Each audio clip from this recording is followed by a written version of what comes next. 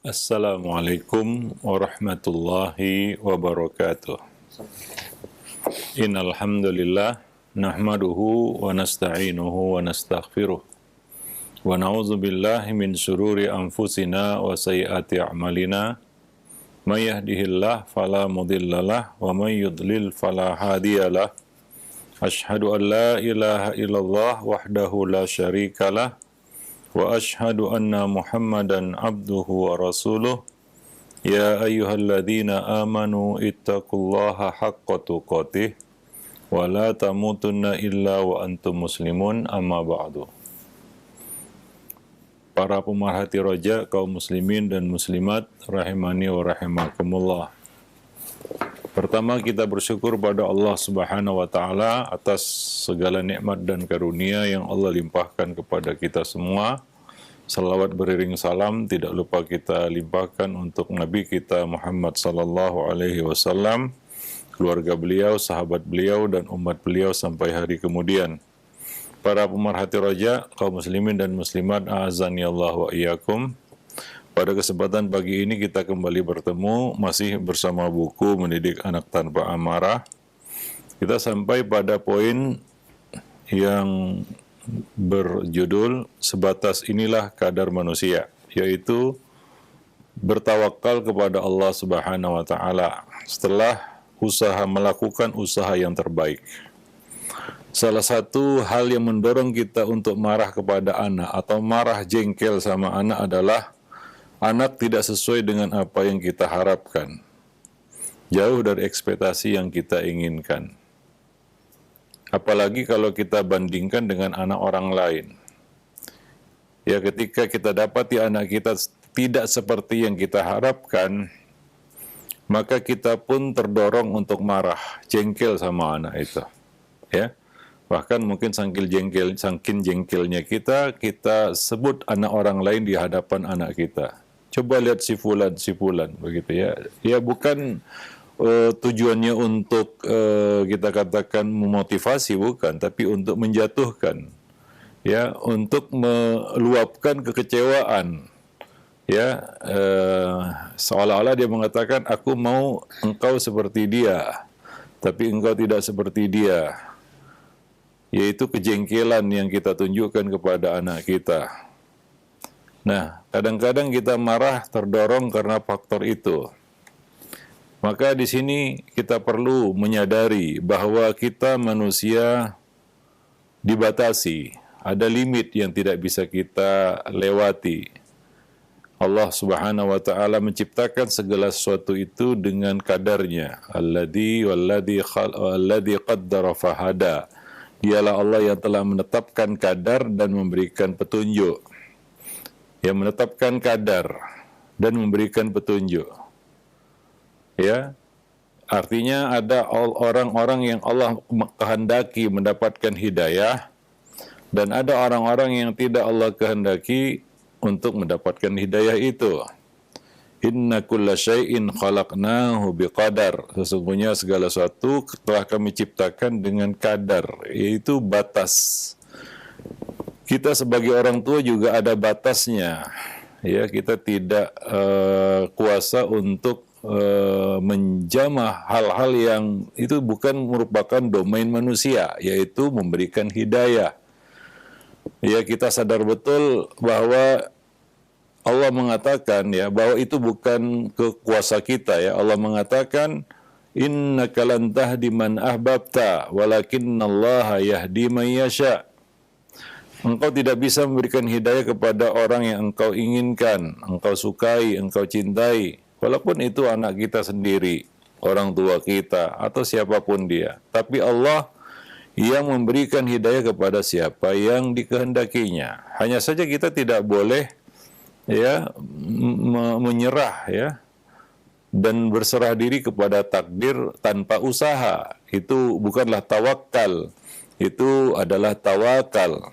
Ya, maka setelah melakukan usaha yang terbaik, ya, melakukan ikhtiar yang bisa kita lakukan, ya, mendidik anak, ya, sekuat tenaga kita atau semampu kita, ya, sesuai dengan mungkin kapasitas yang kita miliki, ya, tidak kurang-kurang mendidik anak, ya, mulai dari menyekolahkannya di sekolah yang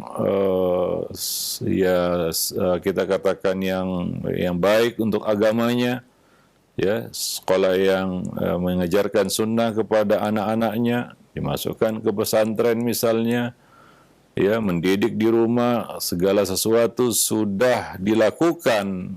Ingat, hidayah bukan di tangan orang tua. Kadang-kadang apa yang kita lakukan itu tidak seperti yang kita harapkan, bisa saja terjadi, dan itu terjadi atas para nabi dan rasul. Apakah Nabi tidak mendakwahi Abu Talib hanya pada saat Abu Talib sekarat? Tidak. Apakah Nabi Nuh tidak mendidik anaknya sehingga anak itu harus tenggelam bersama orang-orang yang kafir? Tidak juga. Apakah Nabi Lut tidak pernah mendakwahi istrinya sehingga mengkhianati dan memberitahukan keberadaan tamu-tamu itu para malaikat kepada kaumnya? Tentunya tidak. Ya, mereka telah melakukan, para nabi dan rasul telah melakukan usaha yang terbaik. Apa yang Allah perintahkan kepada mereka, mereka telah mengerjakannya, mereka telah melakukannya. Tapi sekali lagi, ini yang harus kita sadari, bahwa hidayah itu bukan di tangan orang tua. Ya, maka setelah melakukan usaha terbaik sampai kepada puncak ikhtiar, yaitu doa, maka kita harus sadar bahwa manusia ada kadar. Maksudnya ada limit, ada batas yang tidak akan bisa dia lewati. Sepintar apapun dia, sekuat apapun ikhtiar yang sudah dia lakukan, setinggi apapun kedudukannya di sisi Allah Subhanahu wa taala. Wa ma tasya'una illa ayyasha Allah. Tidaklah kamu berkehendak melainkan semua di bawah kehendak Allah Subhanahu wa taala. Ya. Semuanya terpulang kepada kehendak Allah Subhanahu wa taala. Ya, jika Allah menghendaki hidayah, maka Allah akan beri hidayah. Jika Allah menghendaki sebaliknya, maka tidak ada yang bisa dan kuasa memberikan hidayah kepadanya. Nah, ini sering diucapkan Nabi ketika memulai satu perkataan atau pembicaraan. Ya, may yahdillah, ya, fala mudhillalah, wa may yudlil fala hadiyalah. Ini untuk menegaskan, ya, bahwa usaha kita, bagaimanapun kuatnya, bagaimanapun kerasnya usaha kita, ya, tetap may yahdillah fahuwal muhtadi wa may yudlil falan tajida lahu waliyan mursyida. May yahdillah fala mudhillalah wa may yudlil fala hadiyalah. Nah, demikian. Nah, ini yang harus kita ketahui, ya, sehingga ya kita tidak perlu menanggapinya dengan kemarahan ataupun kemurkaan, kekecewaan, kejengkelan, dan sejenisnya, ya. Nah, demikian. Nah, itulah dia, ya. Sesungguhnya dalam menjalani kehidupan ini, manusia hanya dituntut untuk bersungguh-sungguh dalam meraih, berusaha untuk mendapatkan apa yang bermanfaat bagi dirinya, ya, untuk dunianya maupun akhiratnya. Demikian juga untuk menghindari segala keburukan dan bahaya yang mungkin menimpanya. Ya, termasuk di dalamnya adalah dalam hal mendidik dan mengasuh anak. Allah mengatakan, innallaha la yughayyiru ma biqaumin hatta yughayyiru ma bi anfusihim. Ini menegaskan bahwa manusia diberi ikhtiar oleh Allah, kuasa untuk memilih, ya, untuk merubah, berkehendak. Allah menetapkan kehendak bagi manusia. Barang siapa yang berkehendak untuk merubah nasibnya, maka hendaklah dia merubah, ya, nasibnya, maka dia harus melakukan sesuatu. Ya, Allah tidak akan merubah satu kaum hingga mereka merubah diri mereka sendiri, yaitu mereka melakukan ikhtiar, usaha, ya, yang terbaik yang bisa mereka lakukan. Ini adalah penetapan, ya, kuasa ataupun masyiah, ya, bagi manusia, bagi kita. Kalau kita ingin anak kita soleh, lakukan usaha terbaik. Sungguh Allah tidak merubah nasib satu kaum hingga mereka merubah diri mereka sendiri, yaitu melakukan usaha untuk itu. Kalau kita ingin anak kita soleh, maka lakukan usaha untuk itu. Walaupun soleh tidaknya itu bukan di tangan kita. Ujung cerita kita nggak tahu bagaimana. Karena kita tidak tahu apa yang tertulis di Lauhul Mahfuz. Ya, kita tidak tahu apa yang tertulis di Lauhul Mahfuz. Kalau kita tahu mungkin ya manusia akan meninggalkan banyak usaha. Karena mereka tahu apa yang menjadi ujung cerita. Tapi kita nggak tahu ya bagaimana kesudahannya, ya al-aqibah itu, khawatim itu kita nggak tahu bagaimana bentuknya. Maka Allah Subhanahu wa taala di sini menegaskan ikhtiar bagi manusia bahwa mereka harus merubah diri mereka sendiri, melakukan usaha yang terbaik, ya, hatta yughayyiru ma bi anfusihim, hingga mereka merubah diri mereka melakukan sesuatu. Ya, kalau tidak melakukan sesuatu maka tidak akan berubah nasibnya. Ya, nggak mungkin kita kenyang kalau kita tidak makan. Ya, kalau kita mau kenyang maka makan. Ya, ini kita nggak mau makan tapi mau kenyang, itu mustahil. Ya, nah demikian. Allah menetapkan kehendak itu untuk manusia. Ya, akan tapi ingat, wa idza aradallahu biqaumin su'an fala maraddalah. Ini penetapan iradah, masyiah bagi Allah yang berada di atas iradah dan masyiah segalanya. Apabila Allah menghendaki keburukan atas satu kaum, maka tidak ada yang dapat untuk menolaknya. Ya, kalau Allah tetapkan ya hidayah, maka tidak ada yang dapat menghalanginya. Kalau Allah menetapkan kesesatan, tidak ada yang dapat menolaknya. Wa ma lahum min dunihi miwal. Ya, sekali-kali tidak ada pelindung bagi mereka selain Allah Subhanahu wa taala. Nah, artinya setelah ikhtiar yang kita lakukan, kita perlu berserah diri kepada Allah, memohon kepada Allah, semoga Allah memberikan yang terbaik bagi kita ya dari usaha yang sudah kita lakukan. Ya, nah demikian. Artinya tidak perlu kita marah kepada takdir ya atau menggerutu terhadap apa yang Allah Subhanahu wa taala tetapkan atas diri kita. Katakanlah qadarullah wa ma syaa fa'al. Masyaallahu kan wa ma lam yasha' lam yakun. Itu yang dikatakan oleh seorang muslim jika ternyata yang terjadi tidak seperti yang dikehendaki. Atau kita katakan, kita ucapkan alhamdulillah ala kulli hal. Segala puji bagi Allah atas segala keadaan. Nah demikian ya. Dan Allah Subhanahu wa taala telah memberikan Nabi sallallahu alaihi wasallam telah memberikan satu pesan yang penting bagi kita ya. Dalam sebuah hadis Nabi mengatakan ihris ala ma yanfa'uk. Ya, sungguh-sungguhlah kamu meraih apa yang bermanfaat, minta bantuan kepada Allah dan jangan lemah, wala ta'jiz. Demikian pula di dalam mendidik anak ya. Kita harus terus berupaya supaya mendapatkan hasil yang terbaik, minta bantuan kepada Allah, berdoa kepada Allah, dan jangan lemah. Jangan melemah dan mengatakan, sudahlah memang udah kayak gitu dia. Sudah seperti itu dia, itulah dia takdirnya. Nah ini kita nggak boleh menyerah seperti ini karena kita tidak tahu ujungnya bagaimana. Kita harus terus berusaha sebagaimana usaha yang dilakukan oleh para nabi dan rasul. Ya, nabi ya.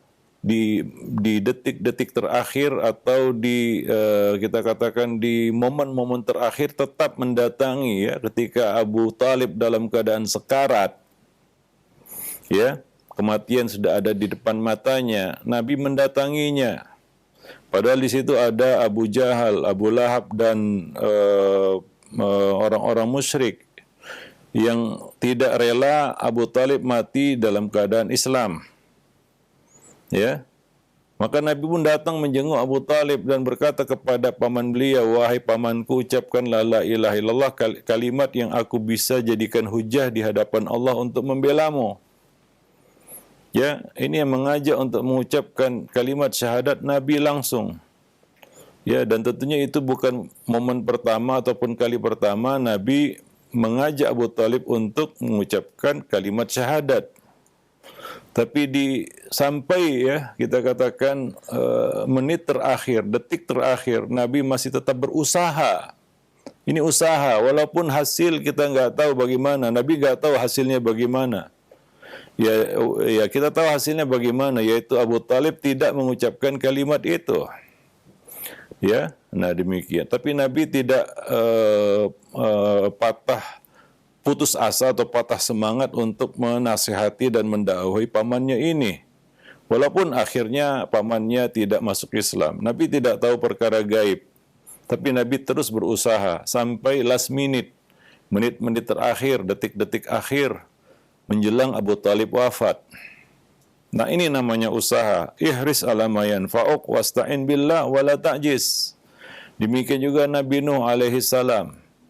Yes, hingga saat anak itu hampir tenggelam, Nabi Nuh tetap mengajak anaknya untuk naik ke perahu dan mengatakan kepada anaknya, ya bunayyarkam ma'ana, wahai anakku, naiklah ke perahu bersama kami. Ya, nah demikian. Jadi ini usaha yang dilakukan oleh para nabi dan rasul untuk mengajak orang-orang yang mereka cintai untuk mendapatkan hidayah, walaupun nggak ada yang tahu akhirnya bagaimana. Nabi Nuh nggak tahu pada akhirnya anak beliau itu termasuk orang-orang yang tenggelam, tapi beliau tetap berusaha untuk mengajak anak itu kepada hidayah. Demikian pula Nabi kita Muhammad SAW tidak tahu bagaimana apa yang akan terjadi pada Abu Talib, apakah dia menerima hidayah atau tidak. Tapi Nabi tetap berusaha, walaupun ternyata Allah menghendaki seperti itu. Demikian juga kita kepada anak-anak kita. Kita nggak tahu bagaimana kesudahannya. Ujung ceritanya kita nggak tahu. Apa yang Allah kehendaki atas anak kita itu kita juga nggak tahu. Tapi kita diperintahkan untuk berusaha. Ku anfusakum wa ahlikum nara. Jagalah anakmu dan keluarga, anak istrimu, istrimu dan anak-anakmu dari jilatan api neraka. Maka kita harus terus berusaha. Walaupun mungkin kita nggak tahu, mungkin Allah berkehendak lain, tidak seperti yang kita kehendaki, ataupun ternyata anak itu tidak dapat hidayah, kita nggak tahu itu. Kita diperintahkan untuk terus dan tetap berusaha. Nah demikian. Wallahu a'lam bishawab. Dan apabila yang terjadi tidak seperti yang kita harapkan, jangan marah. Jangan marah. Katakan dulu, qadarullah wa masya'a fa'al. Jangan kita berandai-andai, jangan kita membanding-banding anak kita dengan yang lain. Itu tidak menyelesaikan masalah. Justru itu akan menimbulkan masalah yang lebih buruk lagi. Banyak anak-anak yang sakit hati sama orang tuanya karena suka membanding-bandingkan dirinya dengan anak yang lain. Kita tahu bahwa orang tua ini ingin anaknya seperti itu. Tapi apa yang tertulis di dalam perut ibu itu kan berbeda-beda. Nasib manusia nggak ada yang sama. Begitu juga momen untuk mendapatkan hidayah nggak sama. Sebagaimana kita diajari di majelis yang sama, guru yang sama, ilmu yang sama. Tapi kemampuan untuk menyerap ilmu itu berbeda-beda. Ada yang langsung tahu, ada yang langsung paham, ada yang kita katakan agak tell me, telat mikir kan begitu ya. Nah setelah berkali-kali didengar baru dia paham, berbeda-beda. Momen untuk dapat hidayah, momen untuk baik, momen untuk berbuat baik juga berbeda-beda. Nah demikian. Semua kembali kepada ketentuan takdir. Dan kita tidak boleh menyampuri itu dan mengatakan seharusnya seperti ini, seharusnya seperti itu, karena yang Allah kehendaki tidak seperti yang kita haruskan itu. Wallahu a'lam bishawab. Sehingga kita bisa menghadapi satu masalah itu dengan baik. Tidak kita katakan bertindak gegabah sehingga perkara yang harusnya bisa diusahakan lebih baik lagi menjadi buruk. Ya, wallahu alam bisawab. Ya, sebagian orang tua, ya kita sebutkan tadi, saking jengkelnya dia sama anaknya, ya, maka terlontarlah doa-doa yang buruk terhadap anak itu. Ya, dasar anak ini, anak itu, dan lain sebagainya. Ya, karena kekecewaannya mungkin, ya, karena biasanya marah itu terdorong, ya, muncul dia marah itu karena kekecewaan. Ya, apa yang kita inginkan tidak terjadi. Biasanya manusia akan marah karena itu. Ya, termasuk dalam menghadapi anak-anaknya. Ya, membanding-bandingkan antara satu anak dengan anak lainnya, sesama anak kita saja itu tidak baik, ya. Karena itu bisa menimbulkan kecemburuan, begitu ya, sakit hati dan dendam, begitu. Itu antara sama anak-anak kita. Kita punya anak, misalnya lebih dari 1, 2, 3, 4, dan seterusnya. Lalu kita membanding-bandingkan antara satu dengan yang lainnya. Padahal kita tahu bahwasanya, ya, tiap anak tertulis di dalam perut ibunya dengan takdir yang berbeda. Rezeki juga berbeda. Ya, rezekinya berbeda, nasibnya juga berbeda. Ya, akan tapi kenapa kita membanding-bandingkan anak yang satu dengan yang lain? Tiap anak punya masalahnya. Apa yang kita pandang lebih pada seorang anak, dia juga punya masalah yang harus diselesaikan. Apa yang kita pandang kurang pada seorang anak, dia ada kelebihan yang kita tidak ketahui, ya, yang belum kita eksplor. Ya, nah demikian. Apalagi membandingkan anak kita dengan anak orang lain. Ya, anak itu pasti kecewa, ya. Ya, mungkin dia akan berkata dalam hatinya, dia tidak ucapkan itu dengan lisannya. Aku memang anak yang tidak diharapkan, katanya dalam hatinya. Ya, ketika kita bersikap seperti itu, mungkin dia akan bergumam dalam hatinya, sepertinya aku ini bukanlah anak yang diharapkan, ya, untuk lahir ke dunia.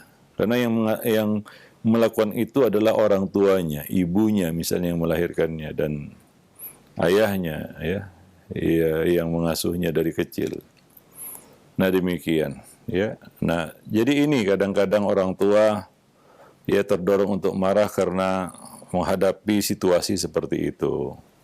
Maka dari itu kita perlu berserah diri kepada Allah dengan bertawakal setelah semua ikhtiar kita lakukan. Ya, ikhtiar yang maksimal, usaha maksimal sudah kita lakukan. Ingat, ya, tawakal kepada Allah ini tidak akan benar, ya, tidak akan sempurna atau tidak akan dikatakan benar jika tidak diiringi dengan usaha. Ya, dengan usaha. Harus dengan usaha. Allah mengatakan, yang ayat yang kita bacakan tadi, Allah tidak akan merubah nasib satu kaum hingga mereka merubah diri mereka sendiri. Yaitu harus melakukan sesuatu. Kalau kita ingin anak kita soleh, lakukan sesuatu. Ya. Coba koreksi, mungkin salah kita yang salah di dalam, ya, melakukan pendidikan itu, ya, jangan selalu, ya, melimpahkan kesalahan kepada anak, ya, seolah-olah anaklah yang menjadi biang keroknya semua masalah yang dihadapi ataupun yang muncul. Nah, ini tidak arif dan tidak bijaksana tentunya. Ya, maka, ya, untuk menghadapi situasi seperti ini kita perlu bertawakal kepada Allah Subhanahu wa taala. Ya, bertawakal, menyerahkan urusan kepada Allah. Kita harus menyandarkan hati sepenuhnya kepada Allah Subhanahu wa taala dalam meraih maslahat dan menghindari mudarat. Baik itu dalam perkara dunia kita maupun perkara akhirat kita, ya. Maka jangan suka marah.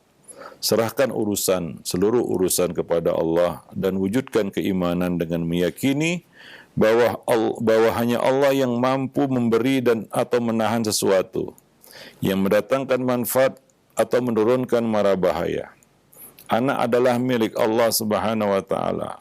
Kita sebagai orang tua hanya diperintahkan untuk mengasuh, membimbing, dan, ya, mendidik dan mendoakan kebaikan untuk mereka. Selanjutnya, serahkan urusan mereka kepada pemiliknya, yaitu kepada Allah Subhanahu wa taala. Nah demikian, ya.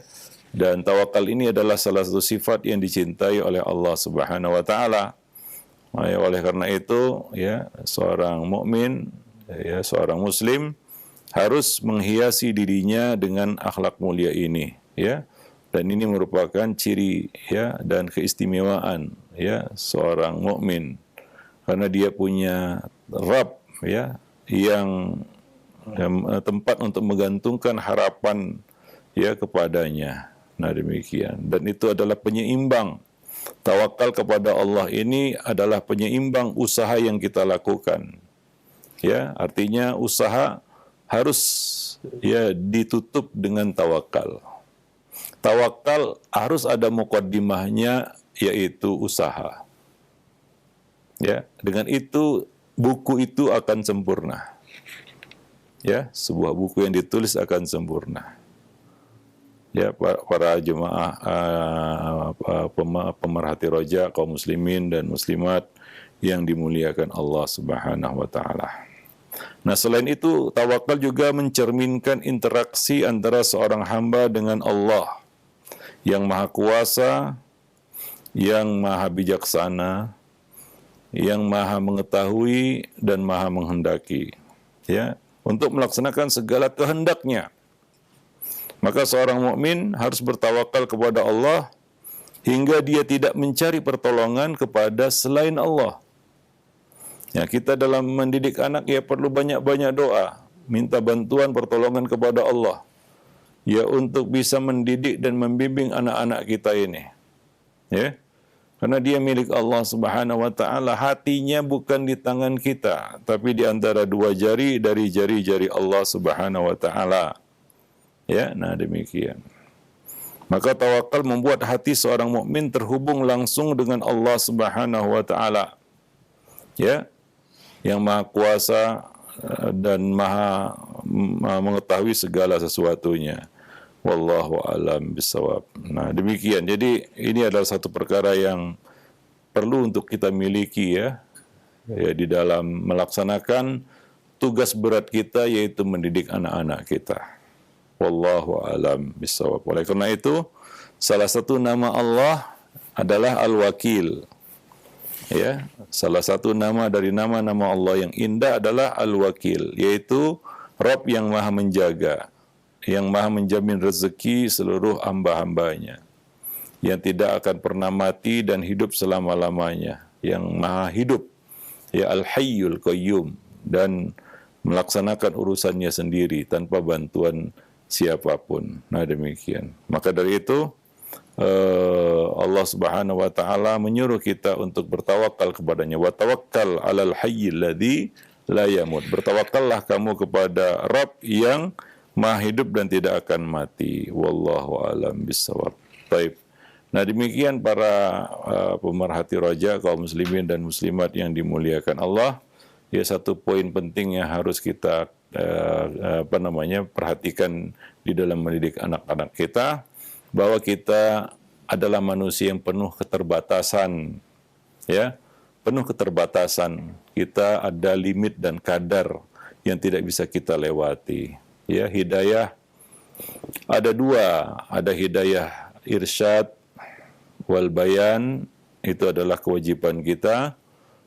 Namun di sana ada hidayah yang lain, yaitu hidayah taufik wal ilham, itu adalah hidayah milik Allah, hak prerogatif Allah Subhanahu wa taala yang tidak bisa dicampuri oleh siapapun, hingga nabi dan rasul, malaikat yang didekatkan, ya, ataupun hamba yang didekatkan, malaikat-malaikat yang diutus, tidak mengetahui, ya, apa yang menjadi keputusan Allah Subhanahu wa taala ini, ya. Nah, itu hidayah taufik wal ilham. Wallahu a'lam bishawab.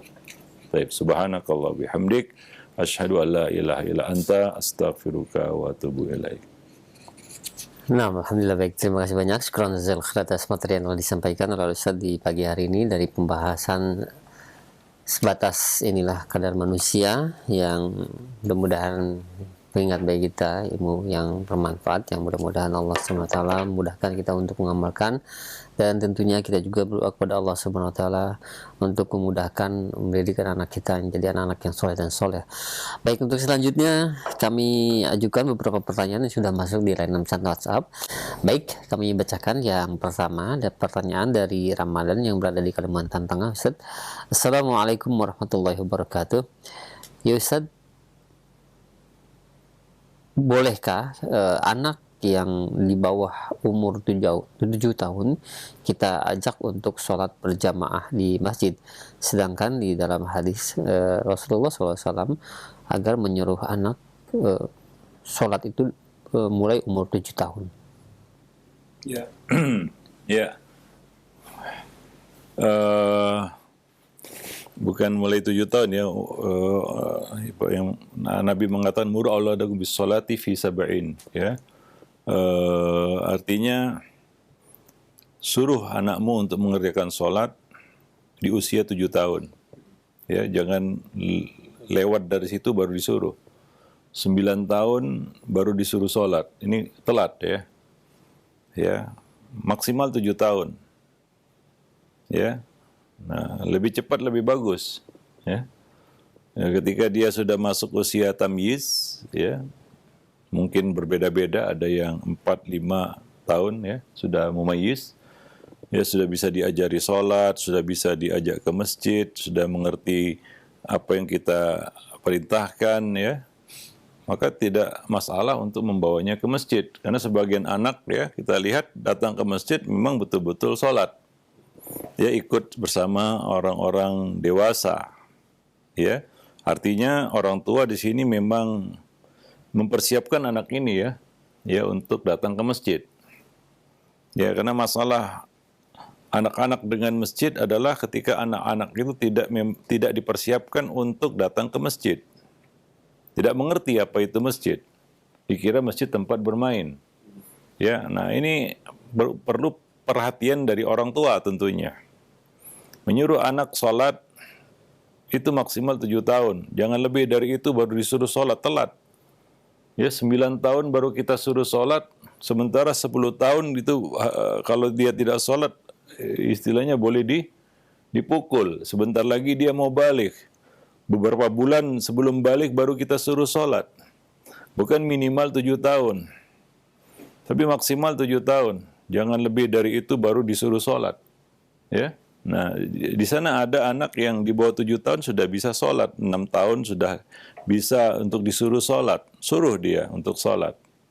Ya, nah demikian. Batasnya 7 tahun, 7 tahun suruh dia sholat. Nah demikian. Wallahu alam bisawab, ya. Nah, dan mengenai membawa anak ke masjid, itu tentunya bergantung kepada pendidiknya, ya. Kepada pendidiknya. Terutama di sekolah, ya, kita soroti di sini sekolah. Harus menanamkan adab-adab masjid ini kepada anak-anak. Ya, adab-adab masjid kepada anak-anak. Misalnya tertib, ya, menjaga suara untuk tidak ribut, ya. Karena masjid adalah tempat ibadah, tempat orang sholat. Nah, ini perlu ditanamkan kepada anak-anak sejak dini. Hingga mereka tahu adab-adab masjid. Misalnya duduk dengan rapi, ya. Kalaupun mengambil properti masjid, hendaklah dikembalikan dengan, ya, rapi, ya. Misalnya mushaf-mushaf itu yang tersusun di rak-rak masjid, ya. Kemudian menjaga kebersihan masjid, ya. Ini sudah harus ditanamkan kepada anak-anak sejak dini, ya, di sekolah. Nah, kalaulah itu ditekankan lagi di rumah, insya Allah lah anak itu kan bisa diajari. Dia kan anak manusia, bukan anak yang lainnya, bukan anak makhluk lainnya. Dia punya akal, dia bisa mengerti jika diajari. Ya, maka kita lihat, ya, banyak anak-anak itu yang memang tertib. Datang ke masjid itu tertib. Baik itu untuk sholat ataupun untuk majelis ilmu. Dia duduk, ya, karena ini dibiasakan, ya. Nah demikian, ya. Jadi bukan hanya dengan aturan, ya, anak itu dididik, tidak, ya. Kalau bersuara dia dipukul, bukan seperti itu, tapi diberi pengertian. Ya, sehingga ya memang inilah namanya kita katakan tugas mendidik, ya itu tidak mudah, perlu dilatih dan dilatih. Tapi kalaulah dia dapat pengajaran itu di rumah, ditekankan lagi di sekolah, ya maka anak itu juga mengerti ketika dia di masjid itu untuk apa, ya apa yang harus dilakukannya. Ya, nah demikian. Jadi perlu koordinasi yang baik antara orang tua dan guru di rumah dan di sekolah. Ya, pendidikan itu berkesinambungan, ya. Apa yang dia dapatkan di sekolah juga dia dapatkan di rumah. Ya, tentang adab masjid misalnya. Ya, sehingga ketika anak itu dibawa ke masjid dia mengerti. Ya, kadang-kadang dia lupa, ya, ataupun melakukan itu diingatkan, dia ingat. Dia tahu, oh salah ini, ngangkat suara ataupun lari-lari dan lain sebagainya. Maka dia pun tertib, kan begitu ya. Kecuali anak-anak yang belum bisa diajari, ya, misalnya belum mengerti, ya, 4 tahun ke bawah, ya memang, ya kalau orang tuanya tidak bisa mengawasi, ya jangan dibawa dulu ke masjid, karena mengganggu ya, orang-orang yang ada di masjid. Ya, anak-anak belum paham apa-apa, belum memayis istilahnya. Ya, ya dikasih tahu pun dia nggak tahu, ya teriak-teriak aja dia. Ya, dan sebagainya. Ya, dan orang tuanya tidak tidak peka ataupun tidak menyadari hal semacam ini, sehingga mengganggu orang-orang yang ada di masjid. Wallahu a'lam bishawab, ya. Kalau tangisan anak mungkin ya masih bisa dimaklumi, tapi kalau keributan, ya, teriak-teriak anak ini yang nggak bisa mungkin dimaklumi oleh jemaah masjid mungkin, ya. Nah demikian. Wallahu a'lam bishawab.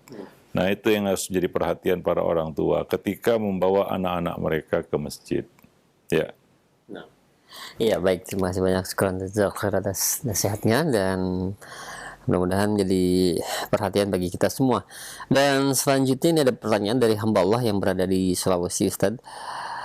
Ustaz, saya memiliki anak yang sudah usia sedang kuliah, namun dia bersikukuh ingin menikah sambil kuliah. Tapi saya sebagai orang tua kurang setuju, karena dia masih tanggungan kami sebagai orang tua, dan kami pun terbatas dalam membiayai anak-anak kami.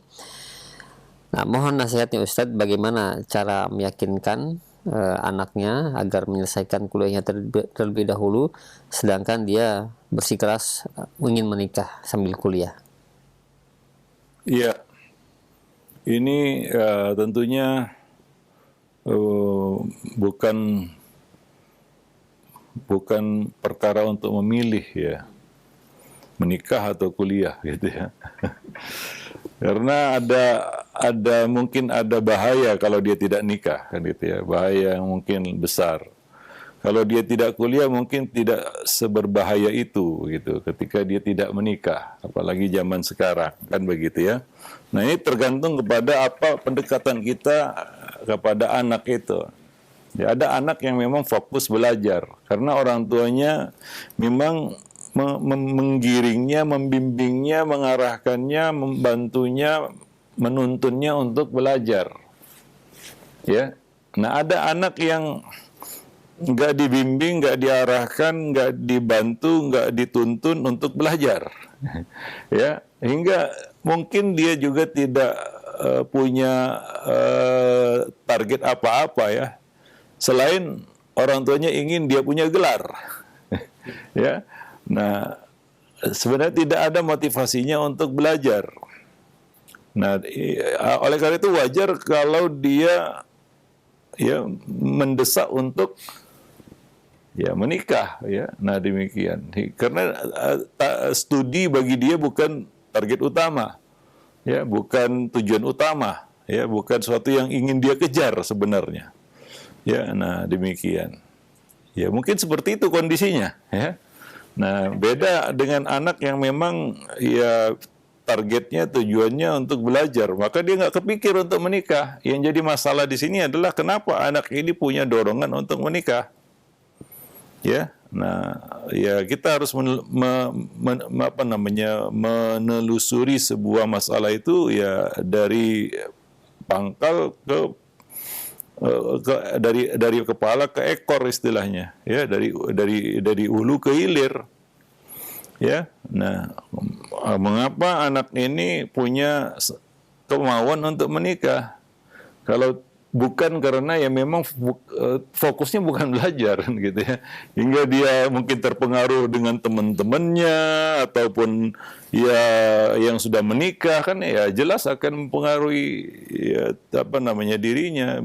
Misalnya lah teman-temannya sudah pada menikah semua, tinggal dia yang belum menikah, ya ini kan menjadi ya apa namanya ya kegalauan bagi anak itu sendiri. Wajar kalau dia minta menikah, kan begitu ya. Nah dalam kondisi seperti ini bukan pilihan sebenarnya, pilih nikah atau kuliah kan gitu ya.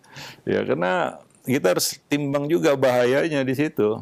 Kalau dia tidak nikah, kira-kira bahayanya apa itu? Ya, nah, zaman sekarang kita nggak tahu ya bagaimana rusaknya zaman sekarang ini, terutama anak-anak muda kan begitu ya.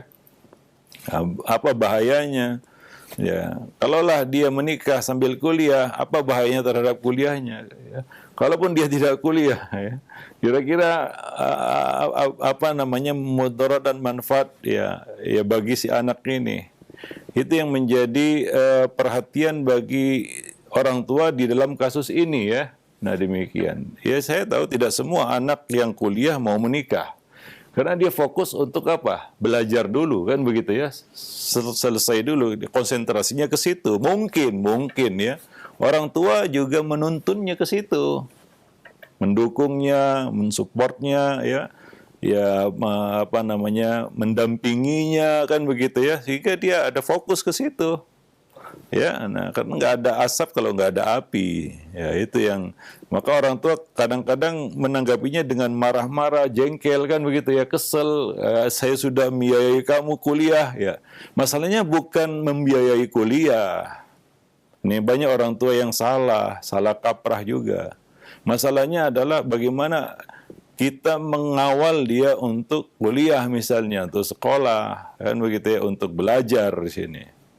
Wallahu alam bisawab. Nah demikian. Ya kebanyakan orang tua ya lepas-lepas saja.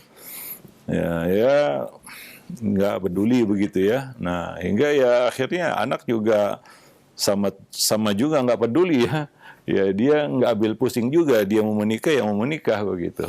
Wallahu alam bisawab. Dan juga menikah itu juga tidak menghalangi kuliah. Ya kuliah bukan alasan untuk tidak menikah juga. Apalagi kalau anak ini sudah cukup umur ya, sudah mampu ba'ah misalnya. Ya. Nah, berkaitan dengan kemampuan ba'ah ini ya enggak langsung lah anak-anak zaman sekarang, remaja-remaja hari ini yang menikah langsung bisa jalan sendiri. Ya.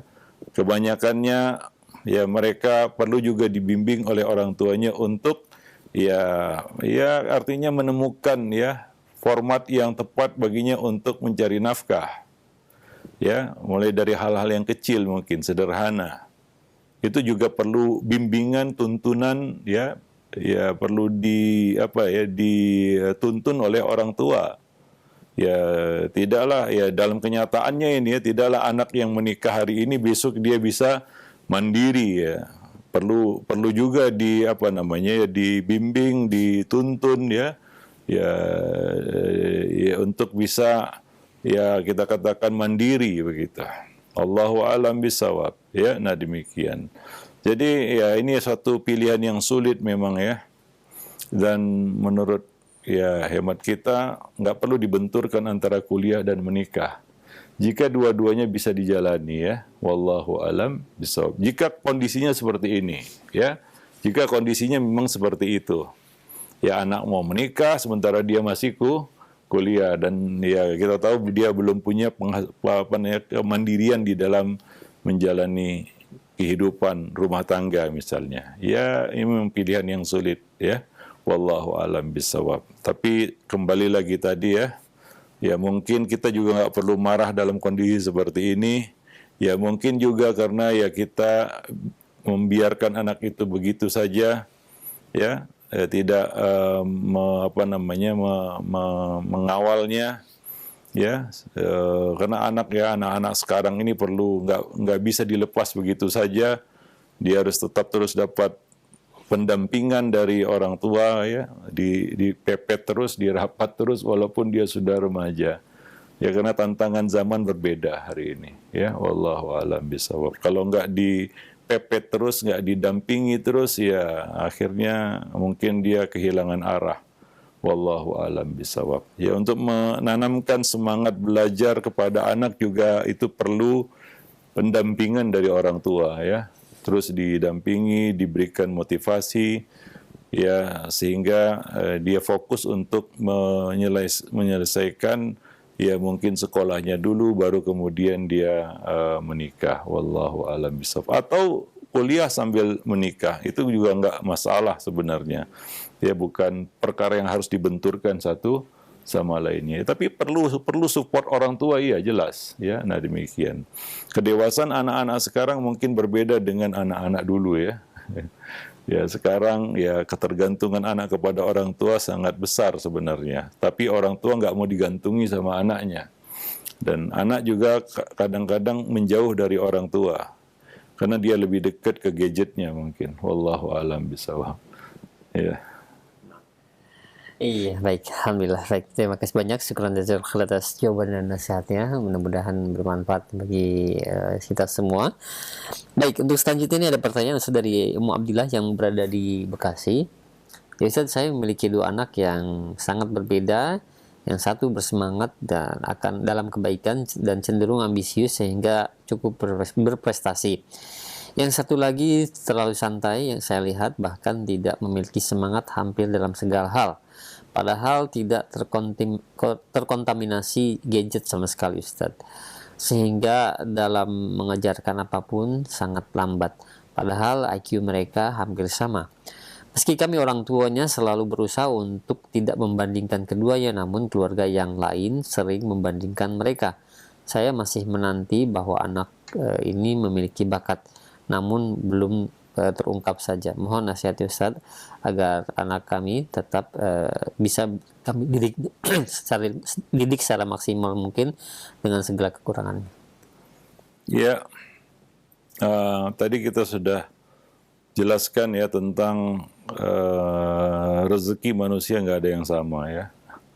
Ya, anak lahir ke dunia dengan rezeki yang berbeda satu sama lainnya, ya. Ya, masing-masing Allah beri kelebihan dan kekurangan. Ada lebih, ada kurang. Ada orang yang sudah nampak lebihnya, tapi belum nampak kurangnya. Ya. Bukan gak ada kurangnya, ya, tapi belum nampak aja kurangnya. Ya, yang nampak mungkin baru lebihnya. Ada yang sebaliknya. Ada yang baru nampak kurangnya, belum nampak lebihnya. Ya, seperti itu. Ada yang nampak kedua-duanya, nampak kurangnya, nampak juga lebihnya. Ini mungkin lebih mudah lagi. Atau dua-duanya juga nampak kurangnya, nampak belum nampak kurangnya, belum nampak lebihnya. Ya, nah ini kondisi yang kita hadapi ketika mendidik anak, ya. Nah ini mungkin anak yang belum kita ketahui lebihnya, tapi sudah nampak kurangnya, kan begitu ya. Kurang respon, kurang semangat, kurang gairah, kan begitu ya. Sementara dia kan masih kanak-kanak. Ya, nah maka dari itu ya perlu yang namanya pendidikan itu berkesinambungan, ya nggak bisa kita ambil kesimpulan singkat cepat. Ya, dalam mendidik itu tidak benar. Kita terlalu dini mengambil kesimpulan, ya sebelum kita melakukan ikhtiar usaha yang terbaik. Ya, tadi kita bisa lihat ujung cerita kita nggak tahu, ya ujung cerita kita nggak tahu. Makanya ini mungkin lebih dulu nampak kurangnya aja, ya. Tapi lebihnya pasti ada, bukan artinya dia nggak punya kelebihan, tapi belum nampak. Ya, nah belum Allah nampakkan mungkin. Ya manusia lahir dengan rezeki potensi yang berbeda-beda. Ada yang nampak potensinya ketika di usia tertentu, ada. Ya barulah nampak, ya baru dia semangat karena ketemu kita katakan ketemu kita katakan sesuatu yang sejalan dengan minatnya. Ya, nah demi ketemu istilahnya ketemu jalurnya dia. Ya, wallahu alam bisawab. Maka oleh karena itu mendidik itu harus sabar. Ya, kita menjalaninya, kita melakukannya secara terus-menerus. Jangan cepat-cepat mengambil kesimpulan. Ya, nah demikian. Wallahu alam bisawab. Nah, selama anak itu tidak ada kekurangan ya secara fisik dan mental.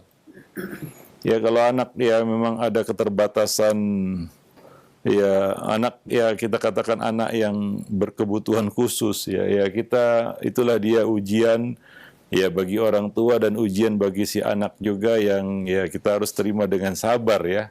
Nah, ini kita kan bicara anak yang sama-sama normal kan begitu ya. Kalau anak yang berkebutuhan khusus memang itu adalah ujian bagi orang tua ya untuk apakah sabar ya untuk menerima amanah Allah Subhanahu wa taala dalam bentuk seperti itu ya.